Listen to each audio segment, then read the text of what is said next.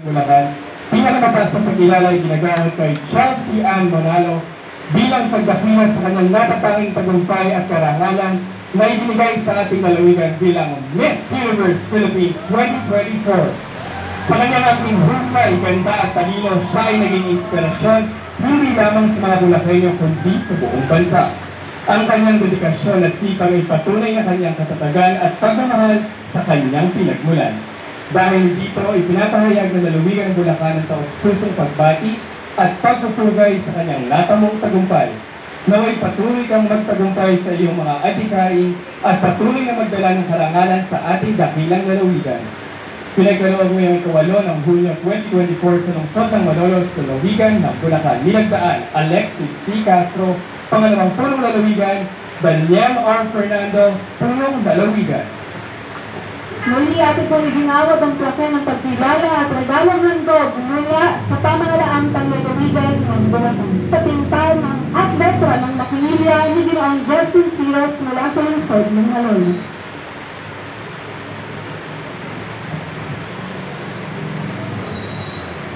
Ngayon din ating nasasaksihan sa harapan ang pagbibigay po mali po sa lahat ng Bulakenyo at na Bulakenya.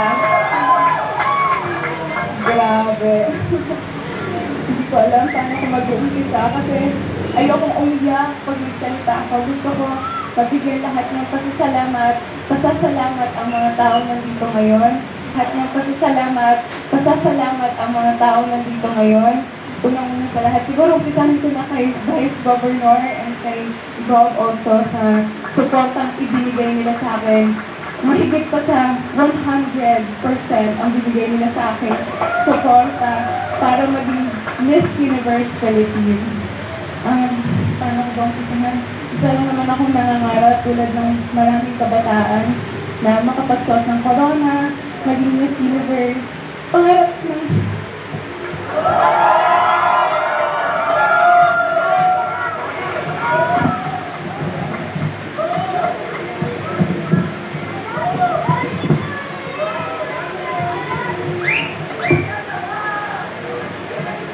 pangarap ko ng mommy, pangarap ng daddy, pangarap natin lahat. Itong corona at itong SARS na ito ay hindi lamang para sa amin, kundi para sa inyong lahat at para sa iyo uwi kong susunod na corona sa Pilipinas.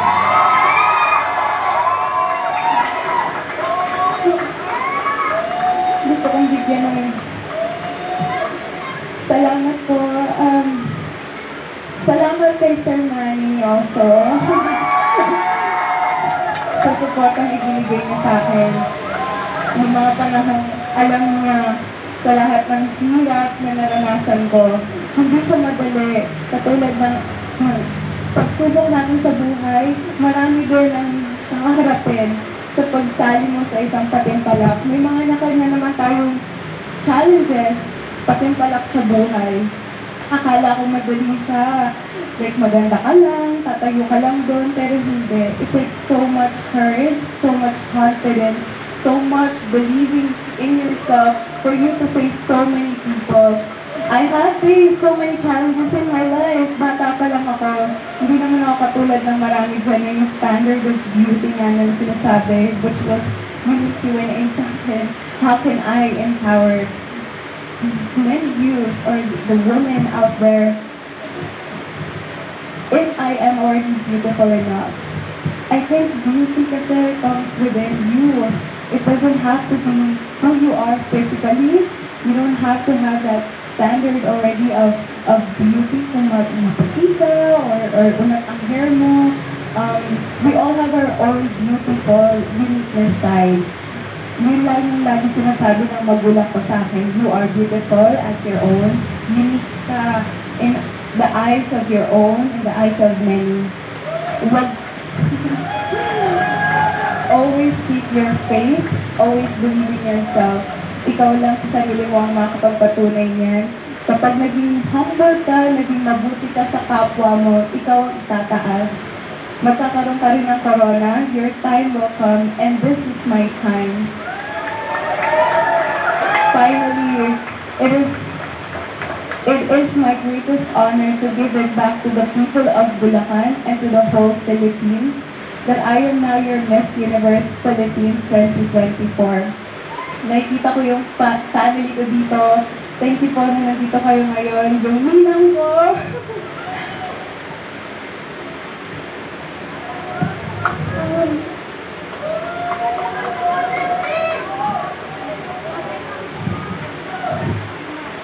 Say dance. Thank you.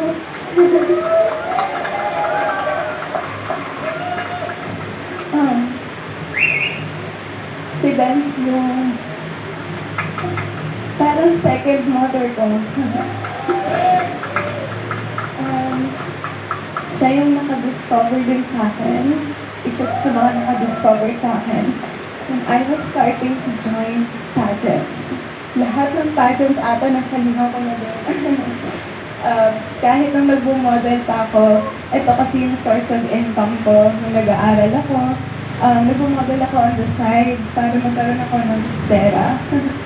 I had to save up so that I could provide for myself for college. Sinabi ko sa mom and dad ko, tutulungan ko rin kayo. I'm gonna give it back to you. So salamat, Benz, kasi kahit nag-aaral ako at sa hamon ng buhay ko, nandun ka.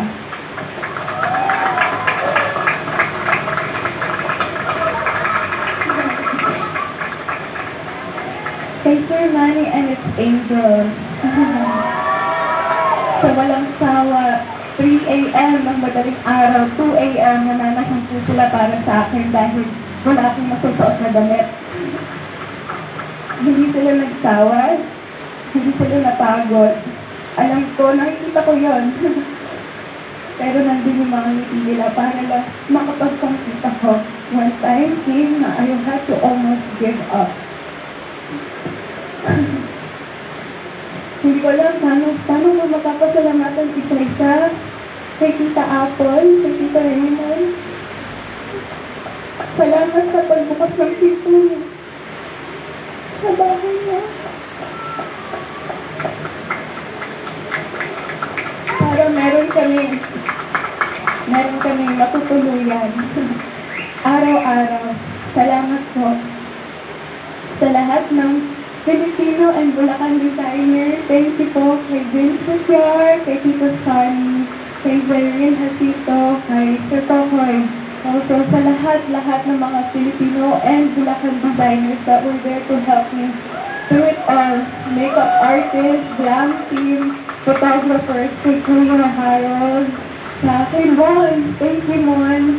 Kay Kuya Tote, kay Jano, kay Kuya Amos, salamat sa inyo lahat. Hindi ko kayo makalimutan. Ito ang mga taong mabubuti ang loob. Merong pagsuporta, may binigay sa akin, hindi ko makalimutan. At alam ko, sa lahat ng mga taga-Bulacan at Bulacan ngayon, hindi ko naman ako pababayaan. Alam ko na malakas ang pananalig natin sa Diyos. At ang hinihiling ko lamang ay ang patuloy yung pagsuporta at pagdarasal para sa akin. Yun lamang po upang maiuwi ko ang susunod na corona dito sa Philippines. At next time, baka bumalik ulit ako ng Bulacan, di ba? Thank you sa ma'am at sa dad ko sa walang tigil na pagsuporta. Araw-araw yung challenges natin.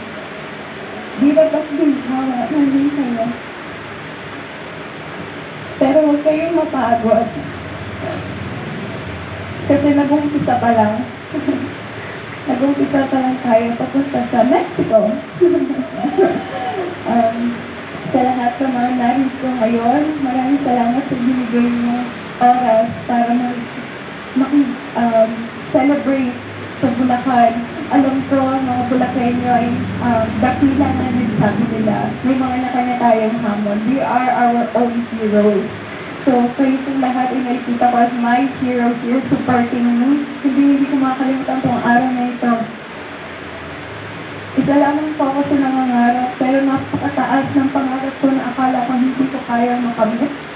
Pero kung merong magsusuporta sa isang tao lamang, kapitan mo yung tao na yan, nasusuporta sa'yo. Dahil sa'yo magpapatagumpay kung saan man ang gusto mong hamon sa buhay. Your dreams and your time will come. And my time will come and will continue when I get to bring home the 5th round for the Miss Universe 2024. Maraming salamat po kay Governor at kay Vice Gov, kay Ms. Sunshine. Grabe yung suporta sa lahat ng mga LGUs, also our leaders who are here today gracing us. Maraming salamat po sa opportunity na ito. I give it back to everyone here. My victory is also yours. Maraming salamat po at magandang umaga.